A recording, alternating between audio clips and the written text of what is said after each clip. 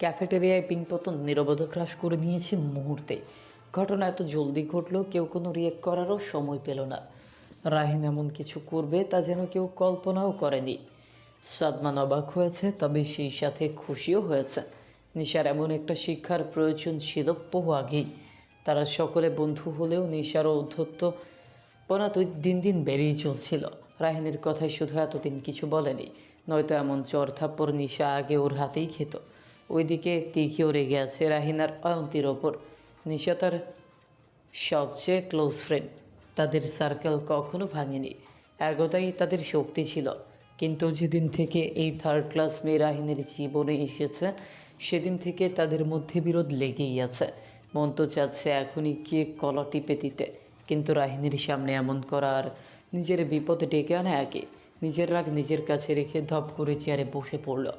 আপাতত মুখ বন্ধ রাখা শ্রেয়। নিশার মতো এত বোকা সে নয়। আজকে নিশা নিজের মুখে এভাবে না খুললে এমন হতো না।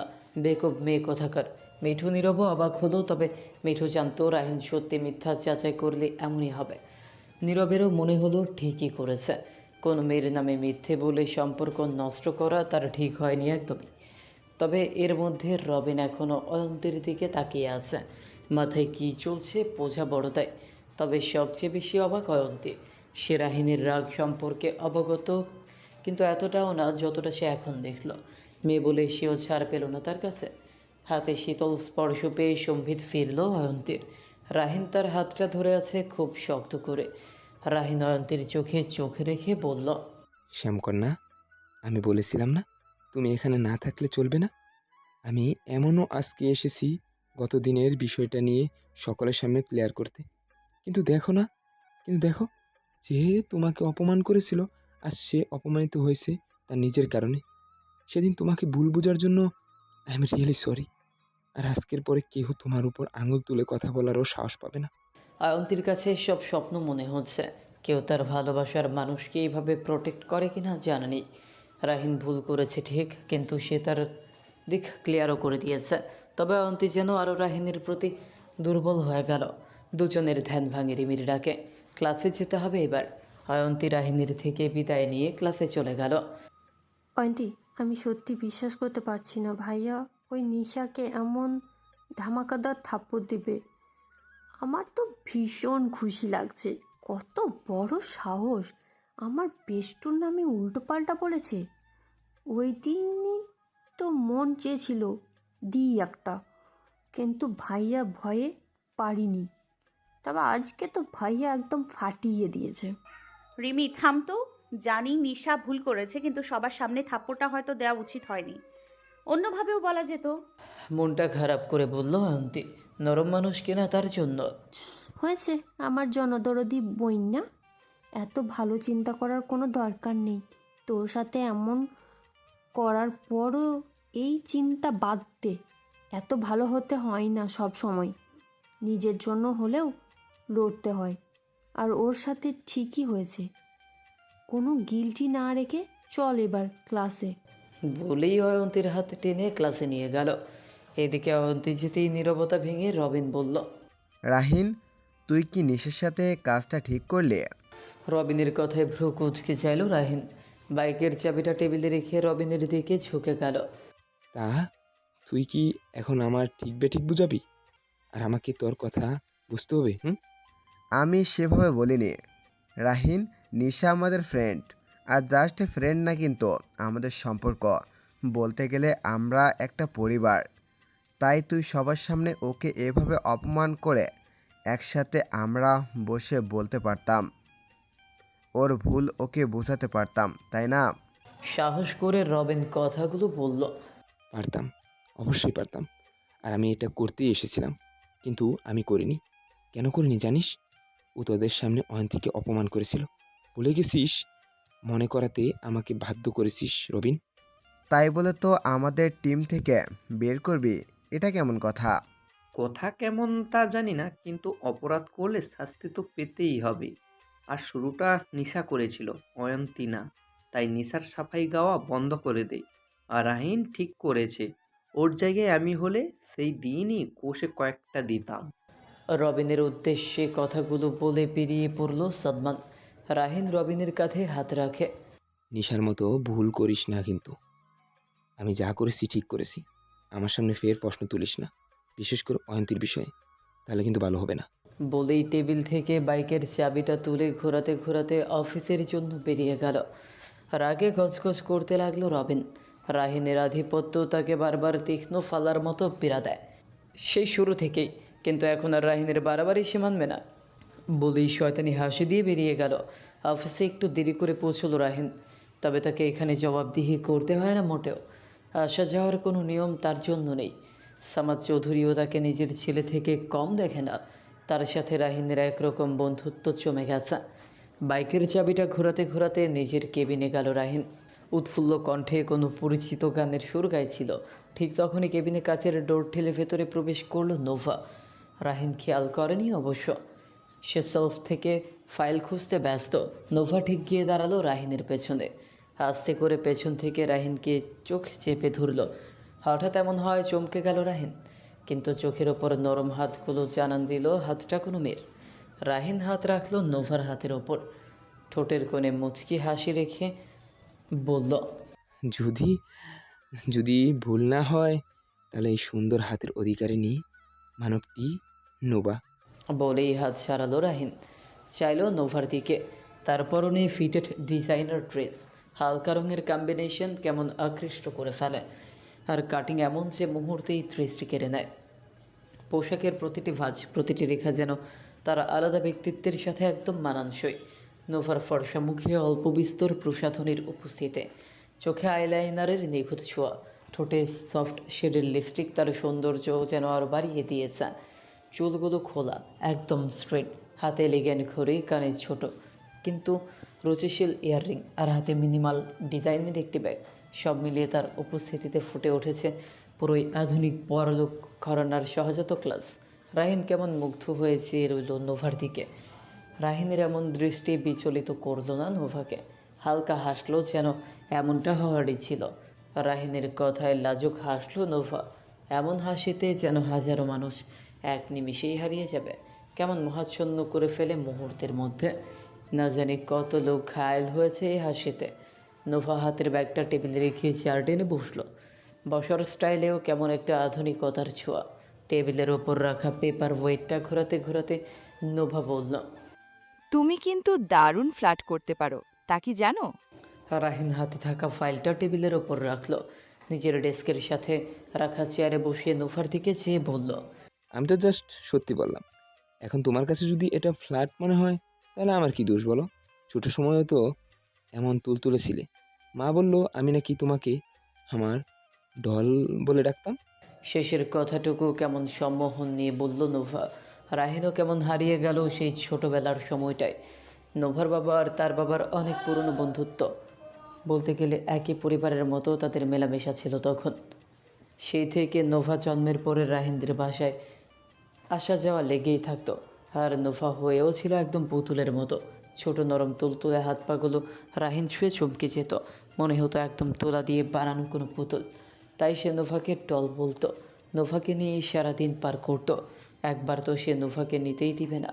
সে কি রাগ আর কান্না, কেউ থামাতে পারছিল না। রাহিন ছোটবেলা থেকেই একগুঁয়ে স্বভাবের। সে তো বলেই ফেলেছিল নোভাকে বিয়ে করে তার কাছে রেখে দিবে, যেমন বাবা মাকে রেখেছে। মাও তো তাকে রেখে তার নানু বাড়ি থাকে না। এই কথা শুনে সবাই তো সেই কি হাসা হাসে। আসলে ছোট বয়সে তার থেকে ছোট কাউকে নিয়ে কৌতূহলের তো আর শেষ থাকে না। আর বাচ্চারা তো আর সব বোঝে না, ওদের কাছে নতুন জিনিসের ওপর আগ্রহ বেশি থাকে। রাহিন এইসব নিয়ে ভাবছিল, আর নোভা একধানে নিবিষ্ট মনে তাকিয়ে রইল তার দিকে। কিছু সময় পর রাহিনের সামনে তুড়ি বাজালো নোভা। নোভার দিকে চাইলো রাহিন। নোভা প্রশ্ন করে তাকিয়ে আছে উত্তরের অপেক্ষায়। সেই ছোটবেলায় তোমার কাছে? বলেই উঠে গেল রাহিনের কাছে। তারপর কোনো কিছু তোয়াক্কা না করে হাত ধরল রাহিনের। ঠিক তখনই ফোন বেজে উঠল রাহিনের। সেদিকে তাকালো দুজন। স্ক্রিনে অয়ন্তীর নাম ভেসে আছে। ভ্রু কুঁচকে চাইল নোভা। নোভার হাতটা ছাড়িয়ে রাহিন ফোনটা রিসিভ করে অয়ন্তীকে কিছু না বলতে দিয়ে বলল, আমি বিজি আছি, পরে কথা বলছি। বলেই ফোন কেটে দিল। নোভার দিকে তাকিয়ে ইশারা করলো যাওয়ার। নোভাও হালকা হেসে বেরিয়ে গেল। রাহিনও পেছনে পেছনে নিচে নেমে গেল। ফোনের দিকে তাকিয়ে থমকে রইল অয়ন্তী। কেমন জানি একটু লাগলো, তারপর ভাবলো পিসি হয়তো কাছে, তাই নিজেকে সান্ত্বনা দিয়ে ফোনটা ব্যাগে রেখে চলে গেল কলেজের গেটের সামনে। বাসায় গিয়ে বিকেলে না হয় কথা বলে নিবে। গুলশানের অভিজাত এলাকায় মাথা উঁচু করে দাঁড়িয়ে আছে ইস্কার ইন্টারন্যাশনাল ট্রেড কর্পোরেশন। পুরো 21 তলা বিশিষ্ট এই আধুনিক কাঁচ ও স্টিলের টাওয়ারটি সম্পূর্ণ আহমেদ ইফতেখারের মালিকানাধীন। দূর থেকেই ভবনটি আলাদা করে নজর কেড়ে নেয়। ভেতরে ঢুকলেই বোঝা যায় এটি কোনো সাধারণ অফিস নয়। নিচের কয়েকটি ফ্লোরে অপারেশন ও লজিস্টিক্স, মাঝের তলায় ফাইন্যান্স ও স্ট্র্যাটেজি ডিপার্টমেন্ট, আর একেবারে ওপরে 21তম তলায় আহমেদ ইফতেখারের এক্সিকিউটিভ কেবিন। সেখানে ঢুকতে হলে আলাদা সিকিউরিটি ক্লিয়ারেন্স লাগে। করিডোরের চারপাশে মার্বেল ফ্লোর, সফট লাইটিং এবং দেয়াল জুড়ে বিশ্ব মানচিত্র ও বিজনেস টাইম লাইনের ফ্রেম। এই ইস্কার ইন্টারন্যাশনাল ট্রেড কর্পোরেশন শুধু কংক্রিট আর কাজ নয়, এটা আহমেদ ইফতেখারের সংগ্রাম, সাহস এবং আন্তর্জাতিক বাণিজ্যে ক্ষমতার কতটা প্রতীক তা যেন পরতে পরতে পরিলক্ষিত হয়। কাছের বড় বড় জানলাগুলো দিয়ে চারপাশের গুলশানের ব্যস্ত রাস্তা, সবুজ গাছপালা আর শহরের আকাশ রেখা দেখা যায়। চারপাশের পরিবেশ অত্যন্ত শান্ত, যেন একটা সূচ পড়লেও তার শব্দটাই বেশি মনে হবে। টপ ফ্লোরের মাঝখানে নিজের কেবিনে বসে আছে আহমেদ ইফতেখার। ল্যাপটপে চোখ স্থির করে কাজ করছে। তার পাশে সাজানো ফাইল, ধোয়া ওঠা কফির মগ এবং আন্তর্জাতিক চুক্তির সব ডকুমেন্টস। আহমেদ খুব মনোযোগ দিয়ে কিছু দেখে চলেছে, চোখে তার আত্মবিশ্বাস আর মুখে স্থিরতা। এমন সময় ফোনে টুংটাং শব্দ হলো। ফাইল থেকে চোখ তুলে চাইল ফোনের দিকে। খুব গুরুত্বপূর্ণ নাম্বার থেকে কাঙ্ক্ষিত ইনফরমেশন পেয়েছে। ফোন হাতে নিয়ে টেক্সটটুকু দেখে মুচকে হাসলো। টপ্ত একটা নিঃশ্বাস ফেলে ধীরে ধীরে উঠে দাঁড়ালো আহমেদ। পায়ে পায়ে টান টান করে হাঁটতে হাঁটতে সে বড় কাছের জানলার কাছে পৌঁছলো। বাইরে টপ্ত রোদের ঝলক, চোখ দুটো গম্ভীর। অয়ন্তী আর তার সম্পর্কে কে মিথ্যা কথা বলেছে তা জানা গিয়েছে। রেস্টুরেন্টের লেডিস ওয়াশরুম থেকে সিঁড়ির দিকে সিকিউরিটি গার্ড থাকায় কোনোরকম সিসিটিভি ক্যামেরা লাগায়নি মহিলাদের পার্সোনাল ইস্যুর জন্য। তাই জানতে পারেনি ওই দিন আসলে কে বলেছিল এই মিথ্যে কথাগুলো। তবে এতটুকু জানতে পেরেছে রাহিনের বন্ধুদের মধ্যে কেউ ছিল, কিন্তু সে কে তা জানতে পারেনি তখন। তাই আজকে তার ইনফরমার অয়ন্তীর কলেজে গিয়েছিল অয়ন্তীর খোঁজ নিতে। আসলে আহমেদই অয়ন্তীর প্রতিনিয়ত খোঁজ রাখতেই থাকে, তাকে সবসময় আশেপাশে থাকতে বলে দিয়েছে। সেদিনের ঘটনায় বুঝে গিয়েছে কেউ তো আছে যে অয়ন্তীর ক্ষতি করতেছে। তাই তখন সে ক্যাফেটেরিয়ায় অয়ন্তীকে দেখে এবং বাকি সব কিছু জেনে নেয়। এটাই আহমেদকে জানিয়েছে। এই মুহূর্তে নিশাকে কী করতে ইচ্ছে করছে সে নিজেও বুঝতে পারছে না, কিন্তু হুটহাট কিছু করা তার কাজ না। সে কিছু তো করবে, কিন্তু যা করবে তা নিশা আজীবন মনে রাখবে। কাচের গ্লাসের ওপর রাখা হাত মুষ্টিবদ্ধ করে ফেলল Ahmed. Miss Nisha, you don't know what I am going to do to you. And whatever I do, you will remember it for the rest of your life. গোধূলির আলো অনেকটাই মলিন হয়ে আসছে। পিকুকে কোলে নিয়ে বসে আছে অয়ন্তী। বসে আছে বললে ভুল হবে, তাকে জোর করে পুষিয়ে রেখেছে তার মা। কারণ তার মেয়েটা দিনকে দিন নিজের যত্ন নিতে ভুলে যাচ্ছে। এই যে সে এখন সুন্দর করে চুলে তেল দিয়ে চুলগুলোকে সুন্দর করে দিচ্ছে, কিন্তু মেয়ে তো তা করতে দিবে না।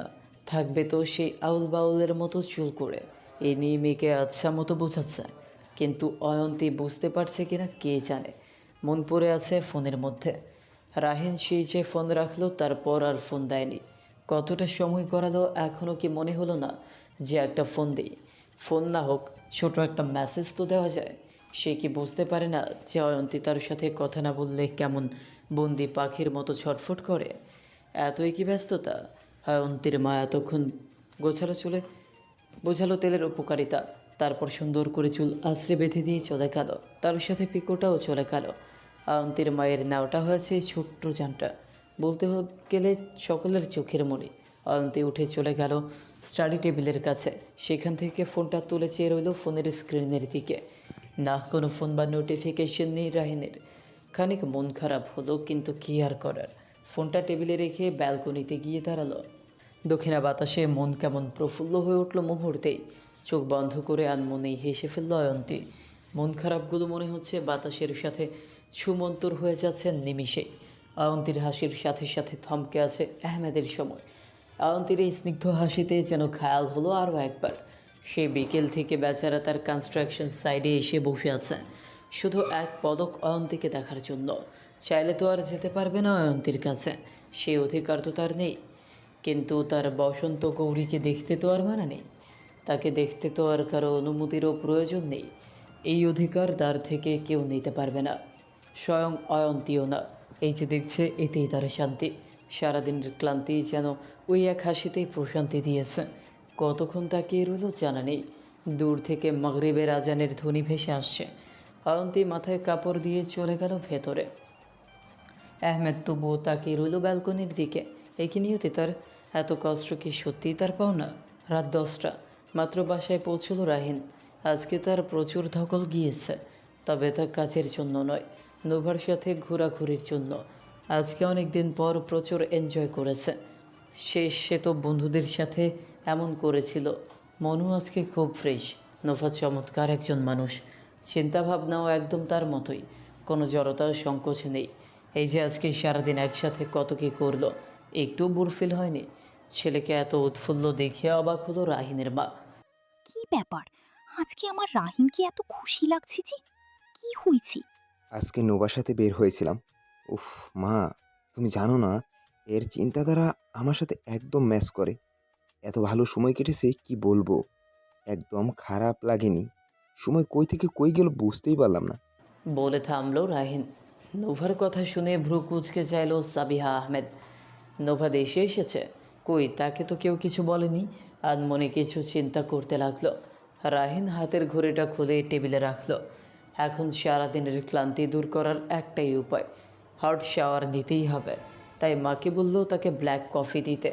রাতে সে কিছু খাবে না বলেই চলে গেল ওয়াশরুমে। এইদিকে সাবিহা আহমেদ ভাবনায় পড়ে গেল। মনের মধ্যে একগাদা প্রশ্ন নিয়ে চলে গেল কিচেনে। এদিকে রাহিন ফ্রেশ হয়ে এসে সবে কফি নিয়ে বসেছে। ঠিক তখনই ফোন এলো নোভার।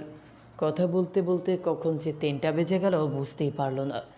মেয়েটা মিশুক অনেক, সেই ছোটোবেলার মতোই একদম। নোভার সাথে কথা বলে ফোন রাখতেই চোখ গেল নোটিফিকেশনে। অয়ন্তীর অনেকগুলো ফোন মেসেজ। অবাক হলো রাহিন। আজকে দুপুরের পরে একবারও অয়ন্তীর কথা মনে পড়েনি তার। বাসায় এসেও না, সাথে সাথে ফোন করলো। অভিমানী শ্যামকন্যার সাথে কথা বলার জন্য অস্থির হয়ে গেল। অয়ন্তী সন্ধ্যার পর থেকে ফোন করে যাচ্ছে রাহিনকে, কিন্তু রাহিনের সেই দিকে খেয়ালই নেই। মন খারাপ করে কিছুক্ষণ বসে রইল। কান্না আসছে তার, কিন্তু কেন জানা নেই। সামান্য বিষয়ে কান্না করারও কিছু না, তবুও কোথাও যেন কিছু হচ্ছে, খুবই খারাপ কিছু। মন খারাপ করে অপেক্ষা করতে করতে কখন যে ঘুমিয়ে গেল জানা নেই। ঘুম ভাঙল ফোনের ভাইব্রেশনের শব্দে। এখন যে রাত বুঝতে পারছে। বাইরে তীব্র নীরবতা, রাস্তায় কিছু কুকুর ডাকছে। ফোন হাতড়ে নিল অয়ন্তী। রাহিনের নাম্বার থেকে ফোন। মুহূর্তেই ঘুম ছুটে গেল। চট করে উঠে বসলো অয়ন্তী। রাত 3টা বাজে। রিসিভ করতে গিয়েও সরে আসলো হাত। রাহিনের উপর বেশ অভিমান হয়েছে, কিন্তু মনকে তো আর বোঝাতে পারে না। রিসিভ করলো, কিন্তু চুপ হয়ে রইল। শ্যামকন্যা, নিশতি রাতে রাহিনীর এই ডাক অয়ন্তীর অভিমান কমানোর জন্য যথেষ্ট ছিল। কথা বলবে না বলেও অয়ন্তী বলল, আমি কারো শ্যামকন্যা নাই। যদি তাই হতাম তবে কেউ তার শ্যামকন্যাকে এভাবে ভুলে থাকতে পারতো না পুরোটা দিন। ইচ্ছে করে কি আর বলা যায় তোমাকে? আজকে সারাদিন বিজি ছিলাম, বলেছিলাম তোমাকে। তাই বলে কি একটা মেসেজও দেওয়া যায় না? তুমি জানো কত টেনশন হয়েছে আমার, কত উল্টাপাল্টা চিন্তা আসছিল, তুমি জানো না রাহিন? কথাগুলো বলতে গিয়ে কেমন গলাটা কেঁপে উঠল অয়ন্তীর। আমি ঠিক আছি শ্যামকন্যা, আজকে কাজ ছিল অনেক, বাসায় এসে সব শেষ করে তোমাকে ফোন দিলাম। এখন বলো, আমার দোষ কোথায়? রাহিন ইচ্ছে করে নোভার কথাটা চেপে গেল। সে জানে অয়ন্তীকে বুঝিয়ে বললে সে কোনো কিছু মনে করবে না, কিন্তু বলতে ইচ্ছে হলো না। থাকুক কিছু অগোচরে। সারাদিন কি খুব কষ্ট হয়েছে তোমার? রাহিন, তুমি ঠিক মতো খেয়েছো তো? হ্যাঁ খেয়েছি, এখন সব শেষ, তাই তোমার সাথে আসি আমি। আমিও না, কি বোকা, কোথায় তোমাকে অ্যাপ্রিসিয়েট করব তা না করে কি সব বলছি। অয়ন্তী, তুমি তো বলবে, তুমি ছাড়া আমাকে কে বলবে বলো? তুমি আমার শ্যামকন্যা, আমার উপর অধিকার এখন তোমার। আর খুব জলদি অফিসিয়ালি তোমাকে আমি আমার উপর অধিকার দিব, পুরো সমাজের সামনে। কণ্ঠে আবেশ নিয়ে বলল রাহিন। রাহিনের কথায় লজ্জায় মিয়ে গেল অয়ন্তী। মনে কেমন সুখ সুখ লাগছে। ভালোবাসা সত্যিই স্বর্গ সুখ দিতে পারে, এই যেমনটা অয়ন্তীর মনে হয় রাহিনের প্রতিবারের কথায়। অয়ন্তীকে চুপ করে থাকতে দেখে রাহিন বলল, খুব জলদি তুমি আমার হবে অয়ন্তী, আমার সাথে তোমার নাম লেখা হবে। আরও মিয়ে গেল অয়ন্তী। কি বলবে সে? লজ্জারাঙা হয়ে কোনোভাবে বলল, ঘুমাও তুমি, আমি রাখছি। বলেই ফোন রেখে দিল অয়ন্তী। অয়ন্তীর এমন কাজে হেসে ফেলল রাহিন। মেয়েটা এত লাজুক। ফোন রেখে শুয়ে পড়ল। সকালে অফিস আছে, আজকে এমনিও অনেক লেট হলো। বিছানায় পড়তেই ঘুমিয়ে গেল রাহিন। এদিকে অয়ন্তীর চোখে ঘুম নেই। স্বপ্নে দেখা তার ছোট্ট স্বপ্ন বুঝি পূরণ হওয়ার দোরগোড়ায়। ভেবেই কেমন সুখ সুখ লাগছে। আচ্ছা, সব স্বপ্ন কি সত্যি হয় যেমনটা তার হতে যাচ্ছে? এরই মাঝে কেটে গেল আরও কিছুদিন।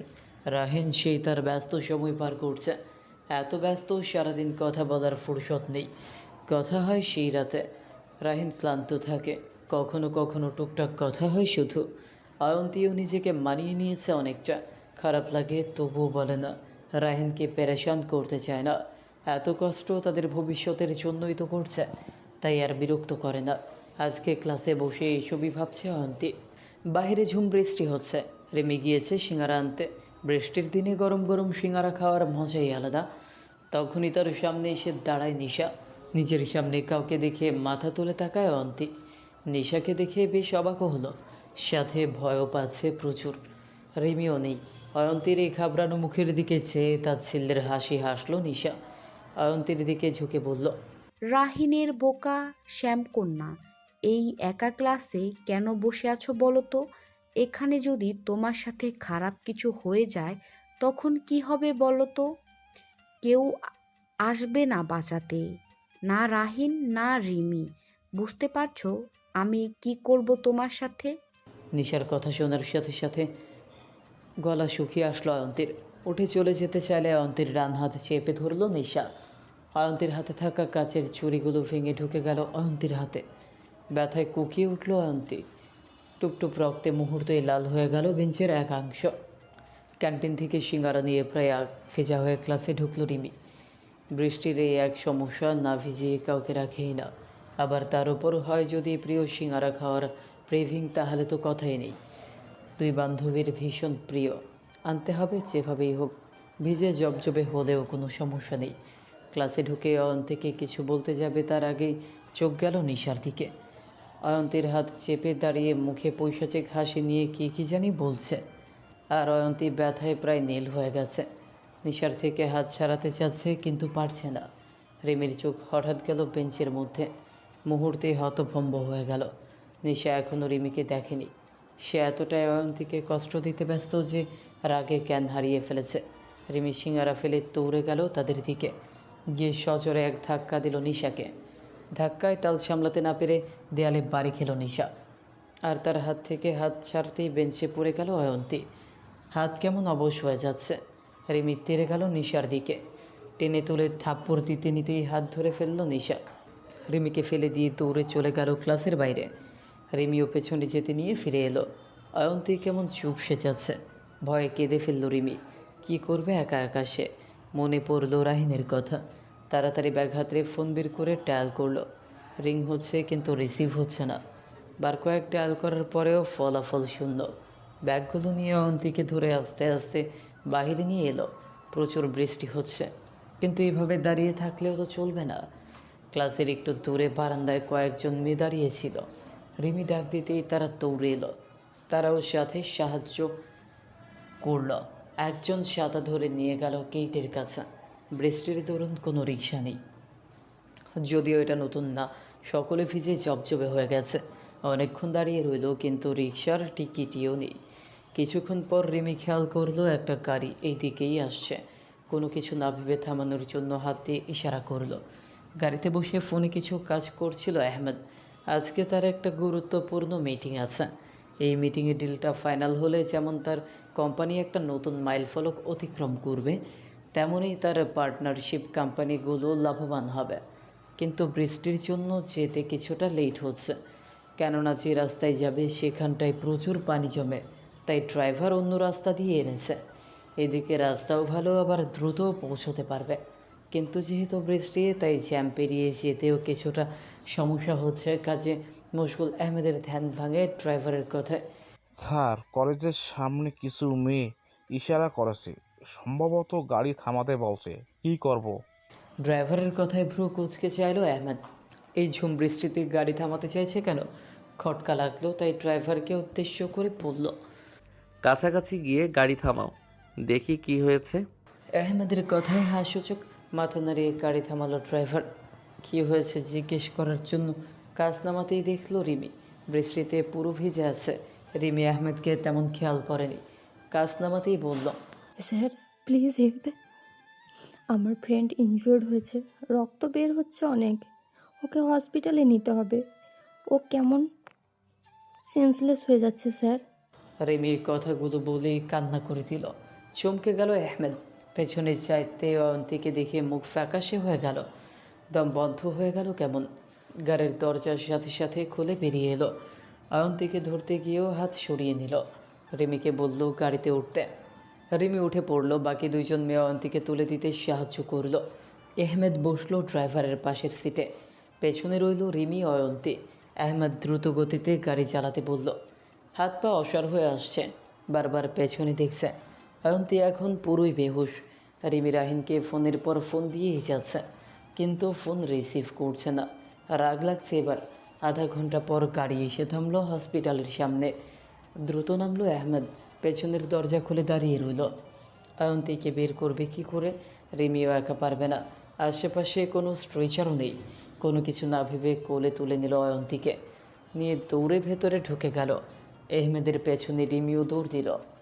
গুলশানের অভিজাত রেস্টুরেন্টগুলোর মধ্যে একটি। রেস্টুরেন্টের ভেতরে ঢুকতেই চোখে পড়ে একদম নরম নরম আলো, সাথে পরিপাটির টেবিল সেট আপ, আরও শান্ত এবং মার্জিত পরিবেশ। চারপাশে হালকা ব্যাকগ্রাউন্ড মিউজিক ভেসে আসছে, যেন কথোপকথনের জন্য আলাদা একটা আবহ তৈরি করে রেখেছে চারদিকে। এক কোণ জানলার পাশের টেবিলে বসে আছে রাহিন আর নোভা। টেবিলের ওপর সাদা প্লেট, চকচকে কাটলারি আর 2 কাপ কফি থেকে ধোয়া উঠছে। লাঞ্চের অর্ডার আসতে একটু সময় আছে, তাই দুজনেই আরাম করে গল্পে মেতেছে। নোভা আজকে স্বাভাবিকের চেয়ে বেশি সচেতন। সে কথা বলার সময় ইচ্ছে করেই কণ্ঠটা নরম রাখছে, চোখে চোখ রেখে কথা বলছে রাহিনের, যেন প্রতিটা শব্দই রাহিনের মনোযোগ টেনে নেয়। রাহিনও কথা বলার সময় মাঝে মাঝে হাত নেড়ে কিছু বোঝাচ্ছে, আর নোভা হালকা হাসি দিয়ে মন দিয়ে শুনছে, যেন এত গুরুত্বপূর্ণ কথা পৃথিবীতে একটাও নেই। কখনো চোখাচোখি হলে দুজনেই একটু থেমে যায়, তারপর আবার হাসি দিয়ে সেই কথা শুরু। রাহিন কিছু বললে নোভা হালকা হেসে মাথা ঝুঁকিয়ে শোনে, মাঝে মধ্যে ছোট্ট প্রশংসা ছুড়ে দিয়ে বলে।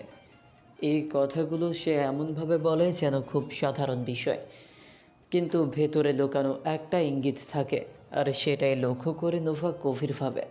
কথার মাঝে মাঝে কফির কাপ ধরে ধীরে চুমুক দেয় নোভা। ধিমি লাইটের আলোটা তার মুখে পড়লে চোখে এক ধরনের উষ্ণতা দেখা যায়, যা যে কাউকে আকৃষ্ট করবে বারবার। কিছু সময় পর খাবার চলে আসলো, কিন্তু রাহিনের কথা থামেই না। এত মন খুলে কথা মনে হয় কত জনম বর্ষে বলছে। খাবার আসার পর নোভা প্লেটের দিকে না তাকিয়ে প্রথমে রাহিনের প্রতিক্রিয়া লক্ষ্য করে। সে ইচ্ছা করে ছোট ছোট বিরতিতে কথা বলে। খাবারের ফাঁকে রাহিন যখন কথা থামাচ্ছে, নোভা তখনই আবার আলতো করে প্রশ্ন ছুড়ে দিচ্ছে। রাহিনের কথাগুলোতে দারুণ আগ্রহ দেখায়, যেন রাহিন নিজেকে গুরুত্বপূর্ণ মনে করে। আলতো হাসে নোভা, সত্যি তার সূক্ষ্ম হাসিটা আকর্ষণ তৈরি করার মতোই। কথার মায়া চালায় সময় আটকায় রাহিন। জানলার বাইরে গুলশানের বৃষ্টিময় আকাশ থাকলেও এই টেবিলটায় যেন সময়টা স্থির হয়ে গেছে। বাইরের থেকে বেখবর দুজন, কথায় মশগুল রাহিন নিজের ফোনটাও চেক করে দেখার প্রয়োজন মনে করলো না। রিমি যখন ফোন দিচ্ছিল তখন বিরক্ত হয়ে ফোনটা সাইলেন্ট মোডে রেখে দিয়েছিল রাহিন। মনে হয়েছে এমনি হয়তো ফোন করছেন। আপাতত রিমির আজাইরা কথা শোনার কোনো দরকার নেই তার। বাসায় গিয়ে না হয় কথা বলবে। হসপিটালে পায়চারি করছে আহমেদ। সামান্য চুরির কাছের কাটায় সেন্সলেস হওয়া কেমন ভাবাচ্ছে তাকে। রিমি চুপ করে বসে আছে পাশের চেয়ারে। রাহিন ফোন ধরছে না। আয়ন্তীর বাসায় কি বলবে বুঝতে পারছে না। খারাপ কিছু হয় যদি? পাশে কারো উপস্থিতি টের পেতেই চোখ তুলে চাইল। রিমিকে দেখে মায়া হলো আহমেদের। রিমি আহমেদকে দেখে চেনার চেষ্টা করছে, কিন্তু মনে করতে পারছে না। বিষয়টা বুঝলো আহমেদ। চিনেছো আমাকে? আহমেদের কথায় মাথা নাড়ালো রিমি, মানে সে চেনেনি। আমি এহমাদ ইখতিয়ার। কয়েক মাস আগে সাদমানদের ফাংশন আমার রেস্টুরেন্টেই হয়েছিল। ছাদে কথা হয়েছিল তোমার বান্ধবীর সাথে, চিনেছো এবার? আহমেদের কথায় মনে পড়ল রিমির। এর সাথে কথা বলার জন্যই তো রাহিন সিন ক্রিয়েট করলো বাজেভাবে অয়ন্তীর সাথে। এখন সেই তাদের সাহায্য করলো, কিন্তু রাহিন যদি আবারও ভুল বুঝে তখন। এবার আরও ঘাবড়ালো রিমি কেমন চুপ করে থাকতে দেখে আহমেদ বলল, আমি তুমি করেই বলছি তোমাকে। তুমি আমার ছোট বোনের বয়সী। তুমি কি কিছু কারণে ভয় পাচ্ছ? কি হয়েছে আমাকে নির্দ্বিধায় বলতে পারো। আমি আমার সাধ্য মতো তোমাকে সাহায্য করব। আহমেদের কথায় একটু ভরসা পেল রিমি। আসলে আপনি সাহায্য করেছেন ধন্যবাদ এর জন্য, কিন্তু আপনাকে এখানে দেখলে আমার ভাই হয়তো আবারও সিন ক্রিয়েট করবে। বলেই চুপ করে রইল রিমি। আহমেদ বুঝলো রাহিনের কথা বলছে রিমি, তবুও জিজ্ঞেস করল। আমাকে দেখলে মানে? আহমেদের প্রশ্নে রিমি কাচুমাচু করতে লাগলো, কিন্তু মনে হলো বলে দিলে হয়তো উনি কোনো উপায় বলতে পারবে, তাই বলল, ওই দিন আপনার রেস্টুরেন্টের ছাদে আপনাকে আর অয়ন্তীকে আমার রাহিন ভাইয়ার বান্ধবী নিশা দেখে উল্টাপাল্টা অনেক কিছু বলেছিল ভাইয়ার কাছে। তো ওই দিন ভাইয়া অয়ন্তীকে অনেক অপমান করেছে। তাদের মধ্যে অনেকটা মিসআন্ডারস্ট্যান্ডিং হয়েছিল। যদিও পরে তার ভুল স্বীকার করে মাপ চেয়ে সব ঠিক করেছে ভাইয়া। তো এর জন্য ভাইয়া নিশাকেও সবার সামনে চড় মেরেছে। আর আজকে নিশা অয়ন্তীকে একা পেয়ে ওর সাথে এমন করেছে, হয়তো প্রতিশোধ নিতে। তাই বলছিলাম যে ভাইয়া হয়তো আবারও ভুল বুঝতে পারে। বলেই মাথা নিচু করে চোখ মুছল রিমি।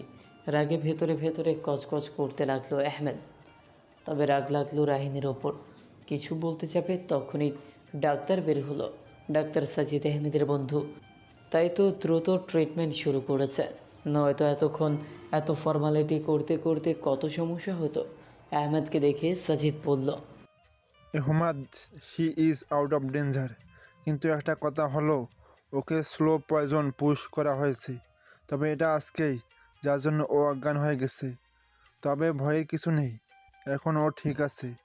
তুমি সময় মতো না আনলে আর ওকে যদি রেগুলার এমন দিত তবে হয়তো কিছু করার ছিল না। তুমি কেবিনে এসো, কথা আছে তোমার সাথে আমার। বলেই সাজিদ চলে গেল।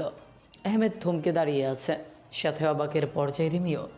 পাশের চেয়ারে বসে পড়ল রিমি। নিশা এতটা নিকৃষ্ট হতে পারে? ছি। আহমেদ রিমির কাছে গিয়ে জিজ্ঞেস করলো, নিশা কি তোমার সামনে কোনো ইঞ্জেকশন পুশ করেছিল?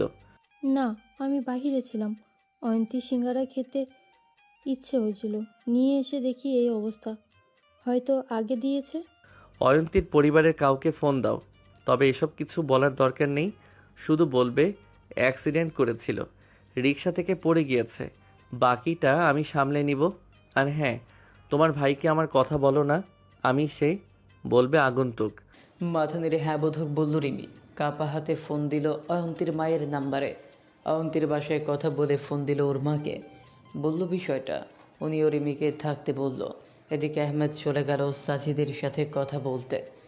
এই ছেলে এখন ওকে জ্বালাবে, অয়ন্তীর বিষয়টা জানতে চাইবে। একটা দীর্ঘশ্বাস ছেড়ে হাঁটা শুরু করলো। সাজিদ নিজের চেম্বারে বসে আছে।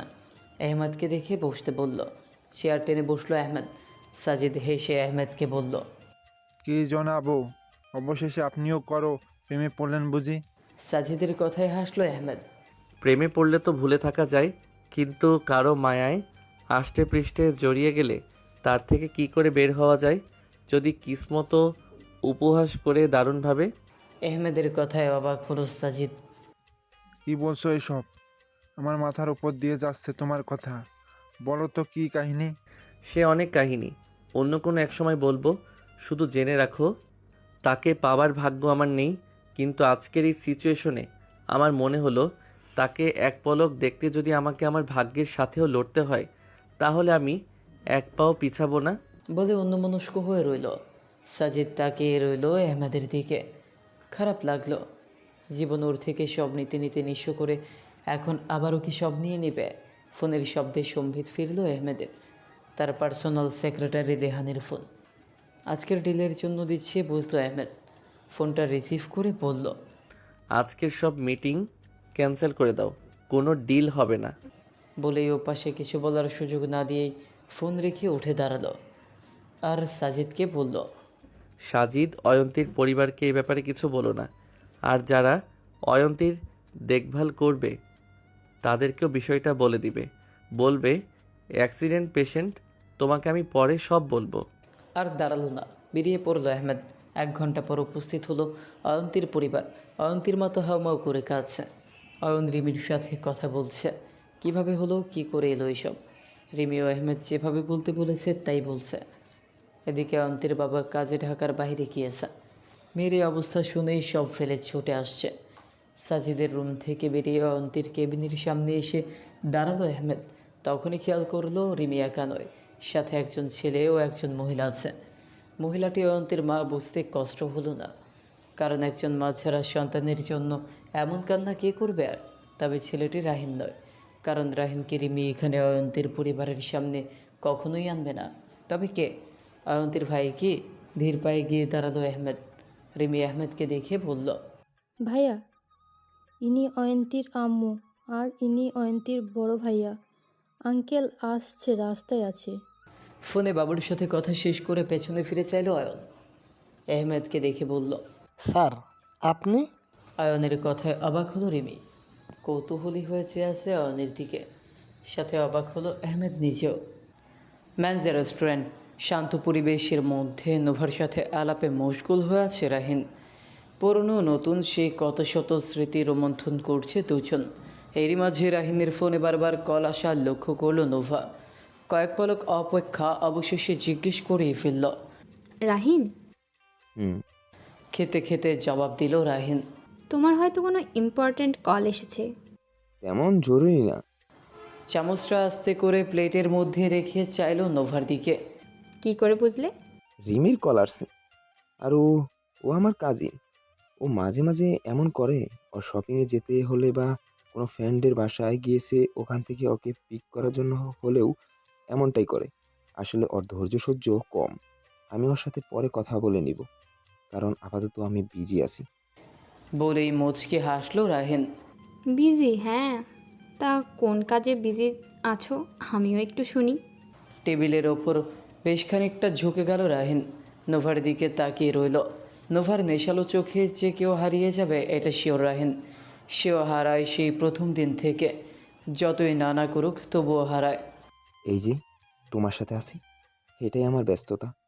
আর এই ব্যস্ততম মুহূর্ত আমার বেশ ভালো কাটছে। আর নিজের ভালো তো ভালো বুঝে, তাই এই সময় খারাপ করতে চাই না আমি। বুঝেছো নোভা? নোভা তাকিয়ে রইল রাহিনের দিকে। তারপর মুচকি হেসে খাবারে মনোযোগ দিল, যেন কোনো বিজয়ের এক ধাপ আগে এগিয়ে গেল। রাহিন প্রসঙ্গ পাল্টে অন্য কথায় চলে গেল। নোভাও তাল মিলিয়ে নিল তার সাথে। তাদের সময় যেন আরও উপভোগ্য হয়ে উঠছে। আর অপরদিকে অয়ন্তী কেমন আছে তা জানতেও পারল না রাহিন। হসপিটালে অয়নের বলা স্যার সম্বোধনে কিছুটা থমকালো আহমেদ। জিজ্ঞাসু দৃষ্টিতে চেয়ে রইল। রিমি ও অয়ন্তীর মাও তার ব্যতিক্রম নয়। আহমেদের দিকে দ্রুত এগিয়ে এলো অয়ন। আহমেদের দিকে হাত বাড়িয়ে দিয়ে বলল, স্যার আমি অয়ন রেজা। কিছুদিন আগে আপনার সাথে মাইন ইন্ডাস্ট্রিজ মিটিংয়ে কথা হয়েছিল।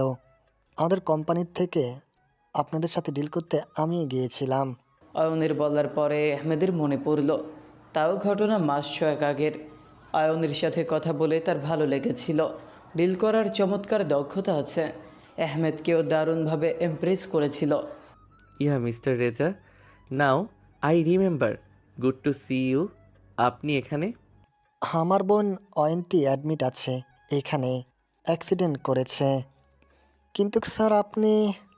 অয়ন কথা শেষ করার আগেই রিমি বলল, ভাইয়া, ইনিই তো আমাদের লিফট দিয়েছিল অয়ন্তীকে হসপিটালে নিয়ে আসা, এবং ওর দুটো ট্রিটমেন্ট উনিই সব দেখেছেন। আজকে ইনি না থাকলে যে কি হতো। বলেই কান্নায় ভেঙে পড়ল রিমি। আহমেদের প্রতি কৃতজ্ঞতায় আরও নুয়ে পড়ল অয়ন। শর্মিলা রেজা এতক্ষণ সব শুনে অশ্রু সজল চোখে উঠে এসে দাঁড়ালো আহমেদের সামনে। পরম স্নেহে মাথায় হাত রাখল। ভেতরে কেমন কেঁপে উঠল আহমেদ। এমন স্নেহময় পরশ সে পায়নি কতটা বছর। বুকের মধ্যে তীব্র ঝাঁকুনি অনুভব হলো আচমকা। নেত্রদয় কেমন টলমল করে উঠল। মুহূর্তে যেন আহমেদের চারপাশের পৃথিবীটা থমকে গেল। এই স্পর্শের ভেতর আছে কেমন এক অদ্ভুত পরিচিতি, যা সে বহু বছর ধরে খুঁজে ফিরেছে কিন্তু কখনো পায়নি। চোখ বন্ধ হতেই মনে পড়ে গেল মায়ের মুখটা। ঠিক এভাবেই তো ছোটবেলায় মাতার মাথায় হাত রাখতেন আর বলতেন, ভয় নেই, মা আছে। সেই কণ্ঠস্বর, সে উষ্ণ হাতের ছোঁয়া, সেই নিরাপত্তা, আজ সব কিছু যেন একসাথে বুকের ভিতর হুড়মুড়িয়ে ঢুকে পড়ল। আহমেদের বুকটা ভারী হয়ে এলো। গলা বেয়ে নেমে আসা না করা কান্নাটা সে কোনোভাবে আটকে রাখল। এতদিন সে শক্ত ছিল, নিজেকে শক্ত রাখতে শিখেছিল, কিন্তু এই একটা স্পর্শ তার ভেতরের সব প্রতিরোধ ভেঙে দিল। হঠাৎ করেই মনে হলো সে কোনো বড় মানুষ নয়, সে শুধু মায়ের কোলে মাথা রাখা একটা ক্লান্ত ছেলে, যার চোখে জমে থাকা কষ্ট কেউ বোঝে না। মায়ের অভাবটা সে প্রতিদিনই অনুভব করে, কিন্তু কখনো এত গভীরভাবে নয়। এই স্পর্শ তাকে বুঝিয়ে দিল মায়ের শূন্যতা কোনো শব্দে বোঝানো যায় না। শুধু এমন নিঃশব্দ মমতার ছোঁয়াতেই সেটা হাহাকার হয়ে ওঠে। চোখের কোণে জমে থাকা অশ্রু সে কাউকে দেখাতে চায় না, কিন্তু তবু মনে মনে সে ফিসফিস করে বলল, মা, তোমাকে খুব মিস করি। শর্মিলা রেজার হাতটা আহমেদের মাথার ওপর স্থির হয়ে রইল। তখন সে আর নিজেকে সামলাতে পারল না। মনে হলো বহুদিন পর কেউ তার ক্লান্তিটা বুঝতে পেরেছে। কোনো প্রশ্ন, কোনো শর্ত ছাড়াই এই নিঃশব্দ স্নেহ তাকে ভেতর থেকে ভেঙেও দিল, আবার জোড়াও লাগালো। বুকের গভীরে জমে থাকা দীর্ঘদিনের চাপ যেন এক ফোঁটা নিঃশ্বাসে বেরিয়ে যেতে চাইল। তার মনে পড়ল কত রাতে সে একা একা জেগে থেকেছে, মায়ের কথা মনে করে চোখ ভিজিয়েছে, কিন্তু কাউকে কিছু বলতে পারেনি। আজ সে না বলা কষ্টগুলোই চোখের কোণে ভিড় করল। বুঝতে পারল মানুষ বড় হয়ে গেলেও মায়ের জন্য তার মনটা কখনো বড় হয় না। সেই শূন্যতা একই রকম রয়ে যায়, শুধু লুকিয়ে রাখতে শিখে যায়। আহমেদ মাথা নিচু করে রইল। এই অল্প সময়টুকু সে হারাতে চায় না। যদি সম্ভব হতো সে চাইতো এই স্পর্শটা আরও কিছুক্ষণ থেকে যাক, ঠিক যেমন ছোটবেলায় চাইতো মা যেন মাথায় হাত রেখে উঠে নাচেন। মনে মনে সে আবারও মায়ের নাম ডাকল, যা কোনো শব্দ ছাড়াই, শুধু অনুভূতিতে। নীরবতা ভেঙে শর্মিলা রেজা বলল, বাবা, তোমাকে কিভাবে শুক্রিয়া জানাবো সে ভাষা আমার জানা নেই। আল্লাহ পাক আজকে তোমাকে সঠিক সময় না পাঠালে কি হয়ে যেত ভাবলেই আমার বুক বারবার কেঁপে ওঠে। অয়ন্তী আমার ভীষণ আদরের, ওর কিছু একটা হয়ে গেলে কি হতো তোমাকে বলেও বোঝাতে পারবো না হয়তো। তিনি এক মুহূর্ত থামলেন, চোখে পানির বন্যা, কিন্তু কণ্ঠে ছিল এক মায়ের অমূল্য কিছু হারানোর হাহাকার। শর্মিলা রেজা আহমেদের দিকে তাকালেন। আজ তুমি শুধু একজন মানুষের দায়িত্ব পালন করনি, তোমার মধ্যে যে সুন্দর একটা মন আছে তার বহিঃপ্রকাশ করেছ। এই উপকার কোনো কথাও শোধ হয় না। আহমেদ শুধু চেয়ে আছে, কথা বলার শব্দগুলো কেমন জড়িয়ে যাচ্ছে। শর্মিলা রেজা কণ্ঠটা এবার নরম করলো আরও। আমি দোয়া করি তোমার জীবনের সব ভালো হোক। তুমি যেসব নেক ইচ্ছে বুকে লালন করো, আল্লাহ সেগুলো পূরণ করুক। যেভাবে আজকে তুমি সঠিক সময়ে সঠিক কাজটা করেছো, ঠিক সেভাবেই তোমার জীবনের পথটাও আল্লাহ সোজা করে দিন। আর একজন মা হিসেবে শুধু এতটুকুই বলি, তোমাকে বাবা, আজকে থেকে তুমি আমার দোয়ায় থাকবে। শর্মিলা রেজা শেষ কথা শেষ হতেই আহমেদ কিছু বলতে পারল না। তার গলা ভারী হয়ে গেল, কিন্তু কোনো শব্দ বেরোতে পারছিল না। চোখ ভিজে উঠছে ক্রমশই। বুকের মধ্যে যেন এক বিশাল অনুভূতির ঢেউ উঠেছে থেমে থেমে। সে অনুভব করলো আজকের মুহূর্তে শুধু তার বসন্ত গৌরীর জীবন বাঁচেনি, সাথে বেঁচেছে তার নিজের ভেতরের ছোট্ট সেই আবুজ আহমেদ, যাকে অনেকদিন ধরে সে দমন করে রেখেছিল শক্ত আবরণে। সে আজ আবার ফিরে এসেছে। এই পৃথিবীতে এখনও এমন কিছু মানুষ আছে যাদের স্পর্শে মায়ের ছায়া খুঁজে পাওয়া যায়। নিজের অনুভূতিগুলো সে কারোর সামনে প্রকাশ করতে চায় না। যত দ্রুত সম্ভব নিজেকে সামলানোর জন্য আহমেদ বলল, আপনাকে অনেক ধন্যবাদ আন্টি। আমি ডাক্তার সাজিদকে এসে অয়ন্তীকে আবার দেখে যেতে বলছি। ও আসলে বলতে পারবে আপনারা কখন ওর সাথে মিট করতে পারবেন। Excuse me. কথাগুলো দ্রুত বলেই পকেট থেকে ফোন বের করতে করতে চলে গেল আহমেদ। গিয়ে দাঁড়ালো করিডরে। তার অতীত তাকে কি কখনো শান্তি দিবে না? ভাগ্য তার সাথে আর কি উপহাস করবে, এটাই যেন বুঝতে পারছে না আহমেদ। যেখানে তার অনুভূতিগুলো অসহায়, সেখানেই তার অনুভবগুলো এত তীব্রভাবে জাগ্রত করে কেন? এই প্রশ্ন বারবার তাড়া দিয়ে বেড়াচ্ছে যেন। হাতে থাকা ফোনটা ভাইব্রেশন হচ্ছে। সামনে তুলতেই দেখলো রেহানের কল। আজকের মিটিং খুবই গুরুত্বপূর্ণ ছিল, কিন্তু অয়ন্তীর থেকে বেশি নয় তার কাছে। অয়ন্তীর জন্য এমন শত শত কিছু সে ছাড়তে পারবে। তাই চট করে কল কেটে দিল। ডায়াল করলো সাজিদের নাম্বারে। রেমি অয়ন্তীর মাকে জড়িয়ে ধরে বসে আছে। বার কয়েক ফোন দিয়েছে, কিন্তু রাহিনের ফোন এখনও বন্ধ। তাকে অবশ্য ছোট একটা মেসেজ করেছে, জাস্ট বিজি। এত খারাপ লাগছে রিমির বিষয়টা। এত কেয়ারলেস মানুষ হয়, তবুও ছোট করে একটা মেসেজ দিয়ে রেখেছে, যদি দেখার প্রয়োজন মনে হয়। ওইদিকে অয়ন তাদের সামনের বেঞ্চে বসে আছে। সে শুধু আহমেদের পার্সোনালিটি নিয়ে ভাবছে। যেদিন প্রথম তাদের সাক্ষাৎ হলো, তার আগে তার ধারণা ছিল হয়তো আর 10টা বিজনেসম্যানের মতোই হবে, কিন্তু আহমেদের সাথে কথা বলে সেদিন ধারণা পুরোপুরি পাল্টে গিয়েছিল। এত চমৎকার একজন মানুষ, আর আজকে তার সম্পর্কে ধারণা আরও বদলে গেল। একজন মানুষ কতটা নরম মনের মানুষ হলে এমন নিজ দায়িত্বে অপরিচিতকে সাহায্য করে ভেবে পাচ্ছে না। সন্ধ্যা প্রায় 6টা। সাজিদকে সাথে নিয়ে অয়ন্তীর কেবিনের সামনে এলো আহমেদ। ততক্ষণে অয়ন্তীর বাবাও চলে এসেছে। স্ত্রীকে এসে থেকেই সান্ত্বনা দিয়ে যাচ্ছে, কিন্তু তার মনও তো শান্ত নেই।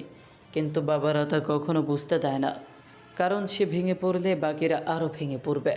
এখানে আসার পর অয়ন তাকে সব কিছু বলেছে, এবং বাদ যায়নি আহমেদের কথাও। জামিল সাহেব ভাবছে এমন মানুষ আছে বিধায় পৃথিবীটা সুন্দর। ডাক্তার সাজিদকে দেখে এগিয়ে গেল অয়ন। অয়ন্তীর কন্ডিশন এখন কেমন ডাক্তার? আর আমরা কখন অয়ন্তীর সাথে দেখা করতে পারি? অয়নের কথা শুনে পাশে আহমেদের দিকে চাইল সাজিদ।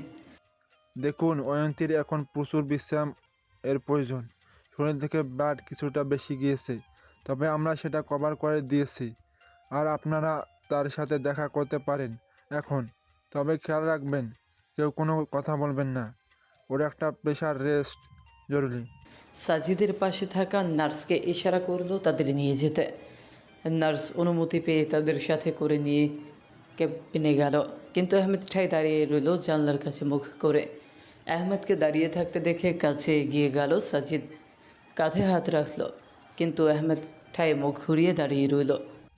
অয়ন্তীকে দেখতে ভিতরে যাবে না। সাজিদ তাকিয়ে রইল আহমেদের জবাবের আশায়। জানো সাজিদ, কিসমত কখনো কখনো বড় আজব খেলা খেলে।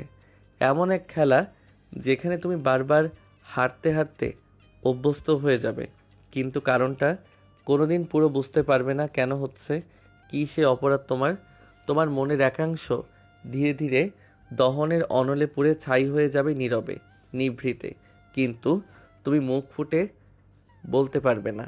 আর সবচেয়ে নির্মম ব্যাপারটা কি জানো? যাকে ঘিরে এই দহন, এই ক্ষয়, তাকেই তুমি কাছ থেকে একটুখানি ছুঁয়ে দেখার অধিকারও পাবে না। সে থাকবে তোমার চোখের সামনে, তোমার শ্বাসের দূরত্বে, অথচ তার কাছে পৌঁছানোর বাইরে তুমি শুধু তাকিয়ে থাকতে পারবে, আর নিজের ভেতরটা প্রতিদিন একটু একটু করে দহনে পুড়ে ছাই হতে দেখবে। সামান্য দম নিয়ে আহমেদ ফের বলল। কিসমত এমনভাবে খেলাটা সাজায় যেখানে ভালোবাসা থাকে এক আকাশ পরিমাণ, কিন্তু তাকে নিজের বলে দাবি করার কোনো সুযোগ থাকে না। থাকে শুধু নিষ্প্রভ অনুভূতি, আর থাকে এক গভীর শূন্যতা যা কেউ দেখবে না, বুঝবেও না। শুধু তুমি একাই বয়ে বেড়াবে অনন্তকাল। হয়তো এটাই নিয়তি। সবচেয়ে তীব্র অনুভূতিগুলোই আমাদের ছোঁয়ার বাইরে রেখে দেয়, আর আমাদের ভাগ্যে দেয় শুধু নীরবে সহ্য করার ক্ষমতা। বলেই শূন্য তাকিয়ে রইল। তাকে দেখে বোঝাই যাবে না তার মনে কেমন উথাল পাথাল ঝড় বয়ে চলেছে। সাজিদের খারাপ লাগলো। বাইরে থেকে যতটা অটল আহমেদ ইফতেখার, ভেতরে ঠিক ততটাই ভঙ্গুর। একলা হতে হতে একলাই রয়ে গেল। আহমেদকে সান্ত্বনা দেওয়ার ভাষা জানা নেই তার। এহমাদ, তুমি তো হতাশ হওয়ার মতো মানুষও নও। বিশ্বাস রাখো, কিসমতের খেলা কিন্তু সত্যি আজব। কখন কাকে কিভাবে পরিপূর্ণ করে দিবে সে তুমি নিজেও বুঝতে পারবে না। বলেই চলে গেল অয়ন্তীর কেবিনের দিকে, কিন্তু আহমেদ চেয়ে রইল শূন্যে। পাখিরা নিরে ফেরার তারায়, কিন্তু সে রাত 9টা। সবে বাসায় আসলো রাহিন।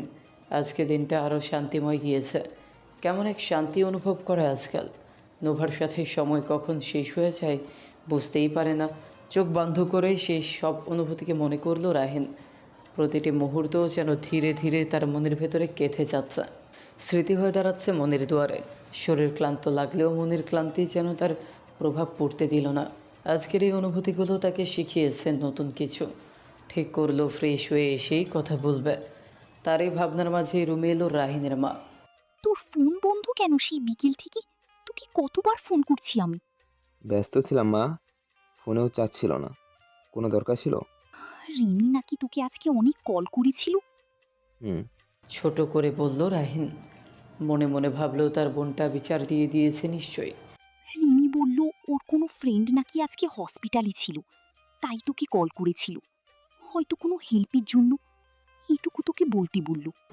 মায়ের কথায় ভ্রু কুঁচকে চাইল রাহিন।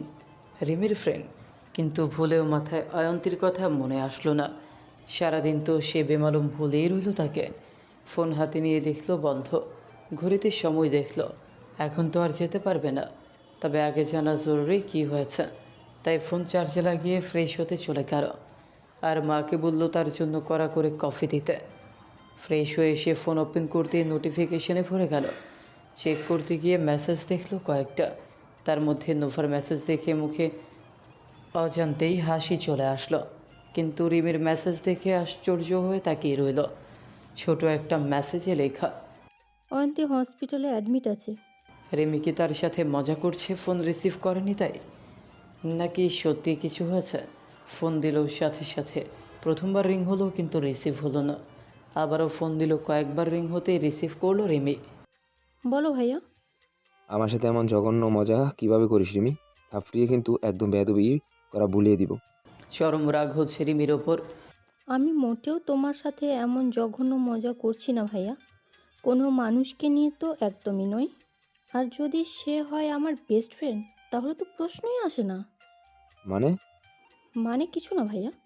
অয়ন্তী সত্যি হসপিটালে অ্যাডমিট। আর আজকে অয়ন্তীর এই অবস্থার জন্য কে দায়ী জানো? নিশা। ওই দিন তোমার দেওয়া চরের প্রতিশোধ নিতে অয়ন্তীকে এমন করেছে। তোমার মনে আছে তুমি ওকে কাঁচের চুড়ি কিনে দিয়েছিলে? অয়ন্তী ওইগুলোই পড়েছিল। নিশা ওর হাতে এত জোরে চাপ দিয়েছিল যে সব চুড়িগুলো ওর হাতে ভেঙে খুব বাজেভাবে কেটেছে। প্রচুর ব্লিডিং হয়েছে। কিন্তু নিশা এটুকু করেই থেমে যায়নি। আরও কি করেছে জানো? অয়ন্তীকে স্লো পয়জন পুশ করেছে। সঠিক সময়ে হসপিটালাইজ না করলে কি হতো তা হয়তো কল্পনাও করতে পারবে না। আর তখন তোমাকে পাগলের মতো আমি কল দিচ্ছিলাম, কিন্তু তুমি কল রিসিভ করার প্রয়োজন মনে করনি। বলে চুপ করে রইল রিমি। আমি বিজি ছিলাম রিমি। প্লিজ ভাইয়া, তোমার বোঝা উচিত ছিল একজন মানুষ তো তোমাকে এমনি এমনি এতগুলো কল দেবে না, তাই না? তোমার কি মনে হয়নি? রিসিভ করে শুনি কি হয়েছে। আচ্ছা, এ ঘটনা বাদ দাও। আমিও তো কোনো বিপদে পড়ে তোমাকে ফোন দিতে পারি, এমনটাও কি তোমায় একবারও মনে হয়নি? যাই হোক, এখন আর বলে কি লাভ। রিমির কথা শুনে চুপ হয়ে গেছে রাহিন। কথাগুলো তো অযৌক্তিক না, কিন্তু সে তো আর বলতে পারছে না যে কই ছিল।